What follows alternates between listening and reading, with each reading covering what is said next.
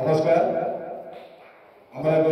सभा कार्य आरंभ करवा सम्मानित अतिथि आम गाँव में उपस्थित हो सारे से अल्प समय मध्य आम मान पाखक आसवे समस्ते आसवा बेले करतालिकर स्वागत करेंगे आम कार्यक्रम आगे देवा। जय जगन्नाथ। जय जगन्नाथ। ओम नमः शिवाय रंजन ग्रुप सोरी यात्रा।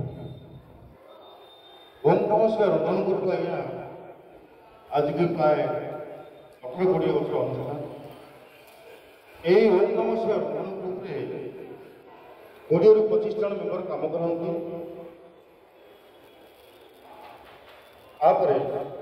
यही ओम नमः शिवाय रंजन ग्रुप प्रति वर्ष नुहे आज की 8-10 वर्ष होगा पूरी आसती वर्षक थर जाए गुंचा बाबा पर कम सरी जाए। तेणुक आम मुख्य परिचालक जो चंद्रमणि कर माध्यम से 18-20 पिला को नहीं प्रति वर्ष पूरी आस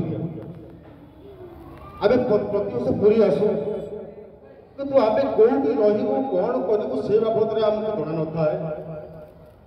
एमती भी आम गोटे थर बड़दाण्ड में शोचु ठाकुर जगन्नाथ बड़दाण्ड शोचु बहुत लोग भी भक्त मैंने भी बड़दाण्ड शोचुं से किसी आज्ञा मन दुख ना।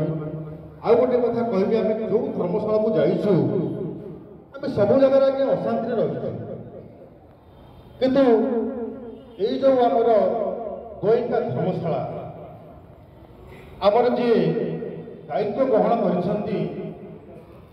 से होती आमर अमरनाथ ठाकुर ताको अनुष्ठान तरफ कोटि कोटि धन्यवाद।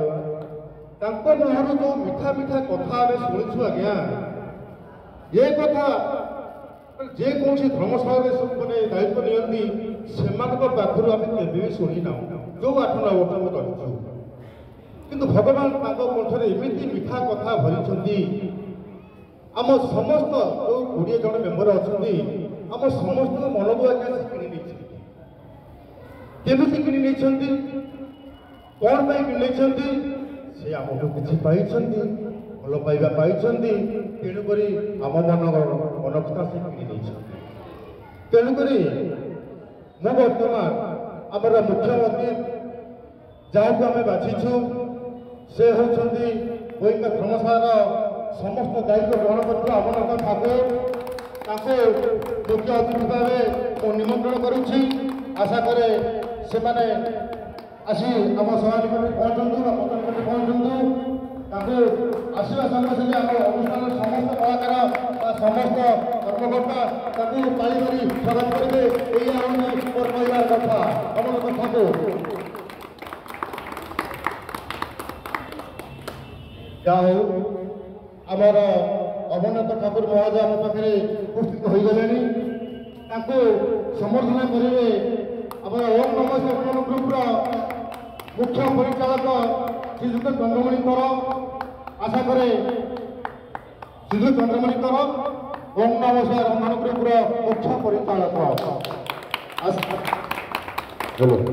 कहीं रही नहीं भगवान भूमि तले सर्वे निज निज अभिनय सारी आम बाहुरीबा काल बेले आज अमरनाथ बाबू आम घर जो उपस्थित अच्छा से खुशी से गर्वित आज अनुष्ठान जेते वर्ष पर्यंत पूरी आसुव अमरनाथ बाबू पाखक आम निश्चय आसबू भल पाइबा स्नेह जो आम आज बहुत खुशी मुहर आम मत शुणा चाहूँ। जहाँ अमरनाथ बाबू एवं भगवान आसिक उपस्थित अच्छा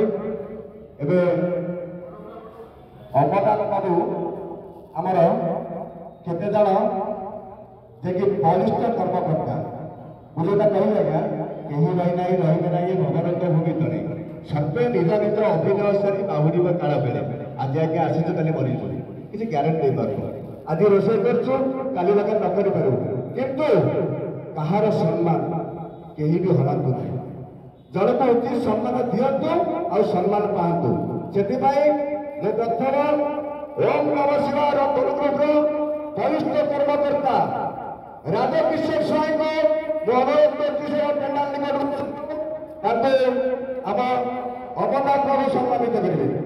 ତାଳି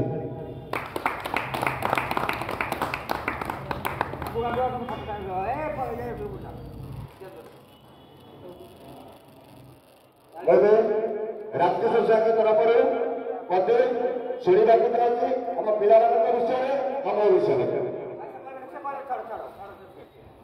ରାଜକିଶୋର ଭାଇ ଆପଣଙ୍କୁ ଆଜି ଯେଉଁ ସମ୍ମାନିତ ଆମେ କଲୁ ଏଥିରେ ଆପଣ ଖୁସି ନା ଦୁଃଖିତ?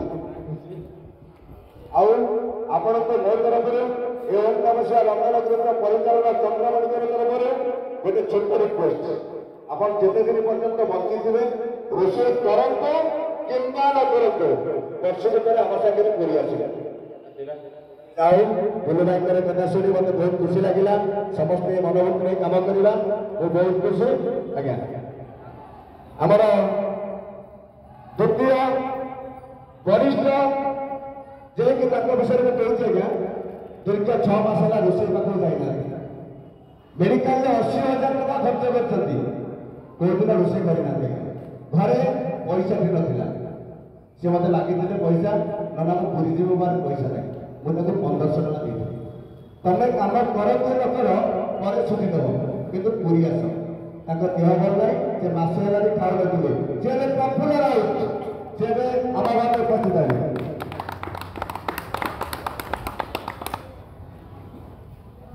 ମୁଁ ଆଜି ପ୍ରଫୁଲ୍ଲ ରାଉତଙ୍କ ଘରୁ ମୋତେ ଶୁଣିବାକୁ ଚାହୁଁଛି ଆମ ପିଲାମାନଙ୍କ ବିଷୟରେ, ତାଙ୍କ ଦୁଃଖ କାହାଣୀ ବିଷୟରେ, ସବୁ ବିଷୟରେ।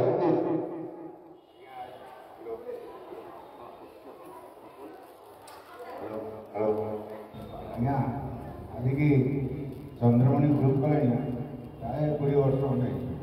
ମୁଁ ପ୍ରାୟ 20 ବର୍ଷ ହେଲା ଗ୍ରୁପ୍ରେ ଅଛି। ଦ୍ୱିତୀୟରେ ମୋର ଆଜି ଦୀର୍ଘ 6 ବର୍ଷ ହେଇଗଲା ମୋ ଦେହଟି ଖରାପ ହେଇଗଲା। ଯଦିଓ ଖରାପ ହେଇଗଲା କ'ଣ କରିବି ଚିନ୍ତା କଲି ଚନ୍ଦ୍ରମଣି ଗ୍ରୁପ୍ରେ ପହଞ୍ଚିଲି। ମୋ ଦେହ ଖରାପ ହେଉଛି, କ'ଣ କରିବି ତାକୁ ରୋଷେଇ କରିବା ପାଇଁ କିନ୍ତୁ ପୁରୀ ଯିବାକୁ ପଡ଼ିବ। ଯାହା ହଉ ଏ ବର୍ଷ ମାସେ ହେଲା ମୁଁ ପେଟକୁ ପୁରା ଦେଖିନଥିଲି। ଠାକୁରଙ୍କ ଆଶୀର୍ବାଦ ମୁଁ ଆଜି ଏ ଜାଗା ପାଇଁ ଖାଇପାରିବି। ହ୍ୟାଲୋ, ଆଉ ଜଣେ ସ୍ଥିତି ରହିଲେ ତାଙ୍କ ବିଷୟରେ କ'ଣ କହିବି ମୁଁ ଜାଣିପାରୁନି, କିନ୍ତୁ ବୟସରେ ଆମ ସମସ୍ତଙ୍କ ଠାରୁ ବଡ଼। ତାଙ୍କ ବୟସ ହେଉଛି 63 ବର୍ଷ। ଆଜ୍ଞା ବିଶ୍ୱାସ କରିବେନି, ଆମର କାମକୁ ଯିବା ଭିତରେ ଦିନ 9ଟାରେ ସେ 8ଟାରେ ପହଞ୍ଚିବ। ଆଉ ମନେକର ପଢ଼ା ପିଲା ପହଞ୍ଚିନାହାନ୍ତି, ନିଜେ ବାଡ଼ିକି ଦେଇଦେବ। କାମ କରନ୍ତୁ କି ନ କରନ୍ତୁ, କିନ୍ତୁ ସବୁବେଳେ ଆଗ ପାଖରେ ଥାଏ। ସେ ହେଲା ଅନୁଷ୍ଠାନ ବସନ୍ତ ସାହୁ।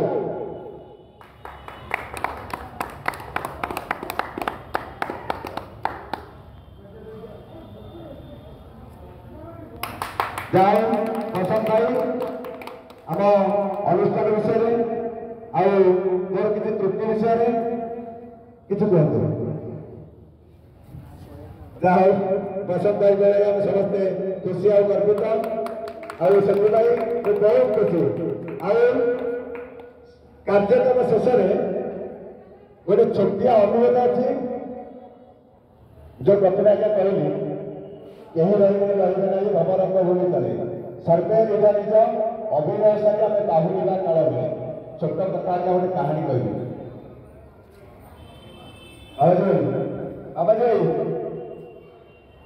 ଏ କାହାଣୀ ହେଲା ଆମ ଅନୁଷ୍ଠାନ ଯେତେବେଳେ ଆମେ ଗଢ଼ିଲୁ ସମସ୍ତେ ଆମେ ଦୁଃଖିତ ଥିଲୁ। ମାନେ ଆମେ 6 ଜଣ ପିଲା ଆଣି କାଉଁରେ ପିଣ୍ଡାଲ ଆସନ୍ତୁ, ଆଜି ପିଣ୍ଡାଲ ଆସନ୍ତୁ, ଏଠି ଆସନ୍ତୁ, ଏଠିକି ବସନ୍ତୁ, ଏଠି ବସ, ଏଠି ବସ, ବସ ବସ, ହଁ ବସ ବସ ବସ ଠାକୁର ବସନ୍ତୁ। ଆକ୍ଚୁଆଲି ଆମେ 6 ଜଣ ପିଲା ଠିକ୍ ହେଲୁ, ଆମେ ପୁରୀ ଆସିଲା ପ୍ରଥମ ବର୍ଷ ଆମେ ଏଠି ଆସିଲୁ। ମୁଁ ଆପଣଙ୍କୁ ଦେଖୁଛି ସେଇ ରୁମ୍ରେ ଗୋଟେ ରୁମ୍ ନେଇଥିଲୁ, ଷ୍ଟୋଭ୍ରେ ତେଲ ପୁରିବାକୁ କିରାସିନ ତେଲ ଷ୍ଟୋଭ୍ ଆଣିଥିଲୁ। ମୋ ପାଖରେ କେହି ନଥିଲେ, ବୁଲୁ ଭାଇ ରାଜକିଶୋର ସ୍ୱାଇଁ। ସେଇ ବୁଲୁ ବାବୁ ମୁଁ କହିଲି ବୁଲୁ ଭାଇ ପୁରୀ ଯିବା। ମୋତେ ପଚାରିଲେ ତମେ କ'ଣ ଦେବ? ଭଲ କଥା କହିଲ, ମୁଁ କ'ଣ ଦେବି? ଛାଡ଼, ଘର ଭଡ଼ା, ଅଟୋ ଭଡ଼ା, ଗାଡ଼ି ଭଡ଼ା ମୁଁ ଦେବି, ଖାଇବା ପଇସାଟା ତମେ ଆସ, 200 ଲେଖା ଦେଇଦେବି। ଭାତ ଡାଲମା ଖାଇଲା ବେଳକୁ ଭାରି କଷ୍ଟ। 200 ଟଙ୍କାରେ କେମିତି ଦିନ ରହିଥିଲୁ। ଭାତ ଡାଲମା ଆଳୁ ଚକଟା, ଭାତ ଡାଲମା କାକୁଡ଼ି, ଭାତ ଡାଲମା ଆମ୍ବୁଲ ଖଟା ଖାଇକି ଆମେ ପୁରୀ ଗଲୁ। ଧୀରେ ଧୀରେ ମୁଁ ଦେଖିଲି ଆମ ପିଲାମାନଙ୍କର ଷ୍ଟାଣ୍ଡାର୍ଡ ଭାତ ଡାଲମା ଆମ୍ବୁଲ ଖଟା। ଧୀରେ ଧୀରେ ଅନୁଷ୍ଠାନ ଆଜି ଆଗେଇଲା। ମୁଁ କ'ଣ କହିବି, ଏ ବର୍ଷ 80,000 ଟଙ୍କା ଖର୍ଚ୍ଚ ହେଉଛି ଅନୁଷ୍ଠାନ। କିନ୍ତୁ ଆମର କୌଣସି ପିଲା ଆମେ ଚାନ୍ଦା କରିବୁ, ଏ ଟଙ୍କାରେ ଚାନ୍ଦା ବି ଦେବେନି। ଆଉ କେତେ ଦିନ ପର୍ଯ୍ୟନ୍ତ ଆମେ ଚାଲିଥିବ, ଚାନ୍ଦା ବି କେହି ଦେଉନଥିବେ। ଆଉ ଠାକୁର ସାହେବଙ୍କୁ ଗୋଟେ ଅନୁରୋଧ କରିବି, ଦୀର୍ଘ ବର୍ଷେ ହେଲା ଗୋଟେ ବିବାଦରେ ଆମେ ଘେରି ରହିଛୁ। ସତ କଥା କହିବାକୁ ଗଲେ ରକ୍ତ କେବେ ପର ହୁଏ ନାହିଁ। ଦୁନିଆରେ ଯେତେ ସବୁ ରକ୍ତବାଲା ଅଛନ୍ତି, ଆଜିର ସମ୍ପର୍କ କାଲି ନିଶ୍ଚୟ ଜଡ଼ିତ। ସେସବୁ ମଣିଷ କଥା କଥାକେ କୁହନ୍ତି ମୁଁ ତ ମୋ ଜାଗାରେ ତୁ ମୋ ଜାଗାରେ। ସେଥିପାଇଁ ମୁଁ ଛୋଟ ରିକ୍ୱେଷ୍ଟ ଗୋଟେ ଆପଣଙ୍କୁ କରୁଛି,